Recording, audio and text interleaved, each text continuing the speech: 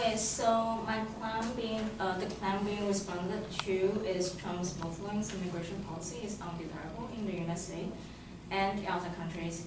And first, he didn't explain what Trump's Muslim immigration is. And then here I have to say that actually Trump's claim is not Muslim immigration policy. Actually, he's called for ban Muslim, like totally ban Muslim from entering the United States. So the claim itself has a little bit of problems in it. And here to respond to the claim itself, it's like it says undesirable in the United States and other country. I have to claim that I didn't see how undesirable is it because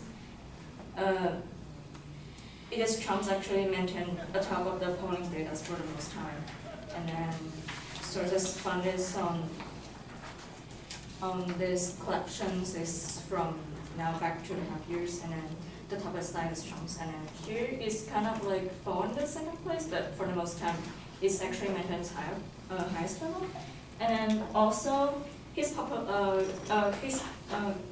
claimed this on the end of the 2015, and actually you can see that the end of the 2015 until now, like 2016, his popularity actually grew instead of like dropping down after he claimed that.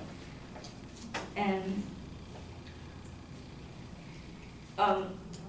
the reason why it growing up so much, probably one of the reasons why it's go up is because they're taxing the France and America recently, but his popularity grow up is the truth. And in response to his first plan, which is Asian countries will see us in a negative light, which could harm our relationship in this country.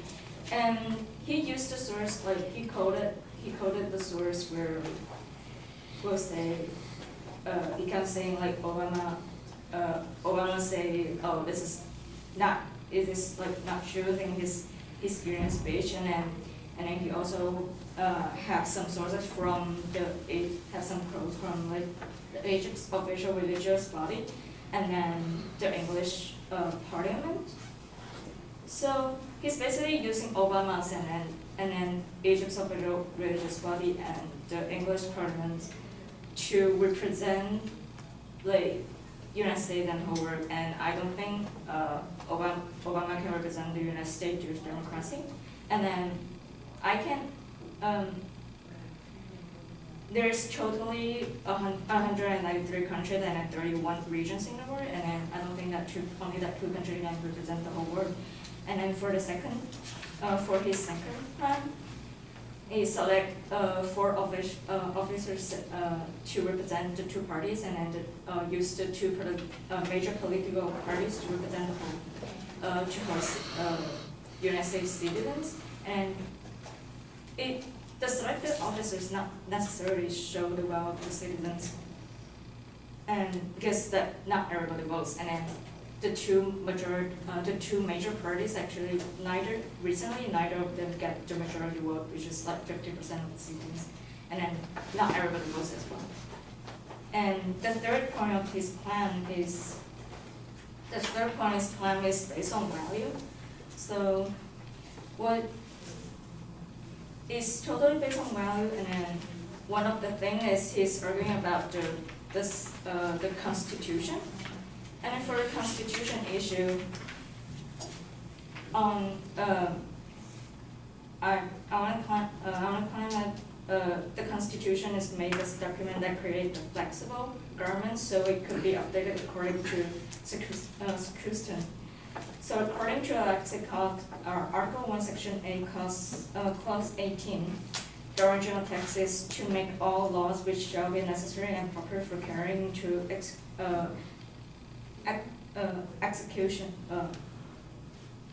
for the foregoing powers and all other powers vested by this Constitution in the government of the United States or in any department of the official thereof. So overall, I want to say safety is a big issue instead of how not is looking at the country, because only from 2015, there were like more than 2,800 as Islamic attacks in 53 countries, and which caused more than 27,000 people were killed and more than 26,000 people were injured. So, in conclusion, he's making a lot of assumptions when he's arguing. So I don't think those examples he's choosing is symbolic and it can represent like the whole population of the United States or another country.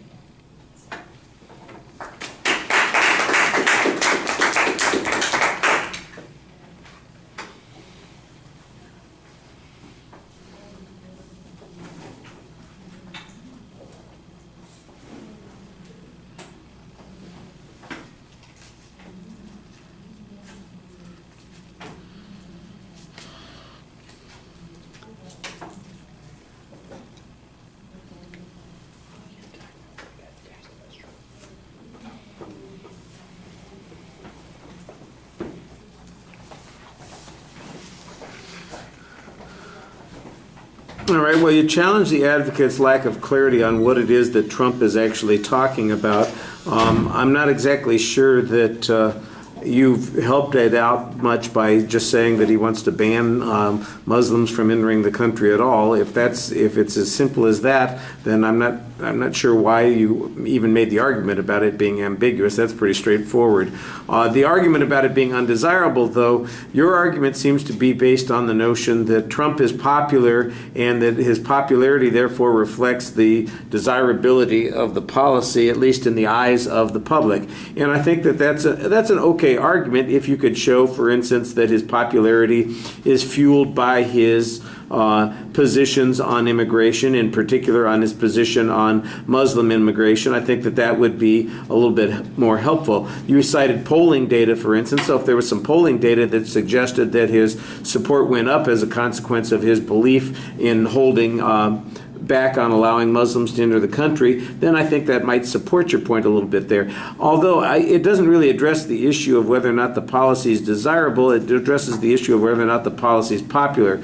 And I think we're equivocating popular and desirable here, and I think that's a little bit of a problem. Of course, the advocate did the same sort of thing on the second point by suggesting that that his activities and beliefs are the opposite of what the public really wants, and his primary way of showing that, or her primary way of showing, I forget, his primary way of showing that was that that the parties were against it, and I think that was a little bit problematic because we're back to the same issue. They might have different motivations. I think you're right on this particular point, suggesting that party membership is not necessarily indicative of how people feel about an issue, and since a large number of people don't even vote, it's hard to say what the whole population feels about those issues. Again, though, the question about whether or not it's desirable is a little bit problematic. On the above point, the international condemnation of it seems to be fairly narrow. We've got the English and the Egyptians, and as you rightly point out, there are 193 other countries in the world. One of the things that might be interesting to note would be what the policies of those other countries are on Muslim immigration or on any kind of immigration. How restrictive are they? Is our position going to be inconsistent with what's going on in other parts of the world? I think that would be a stronger answer on that particular point. And then on the third point, you basically get into some constitutional issues, and it wasn't as clear to me as it ought to be what the objection here is, either from the advocate's point of view or your answer to that particular point. I think you do finish off with a argument in favor of at least having some questions about Muslim immigration by mentioning the frequency of Islamic attacks, the number of people being killed, and saying, look, these are potential problems. We need to address those problems. If one of the ways of doing that is to follow Trump's policy, that's not necessarily harmful when it comes to a security issue. Its only question is it harmful from a public relations point of view? And I thought you had some good challenges on those points. Okay, thank you.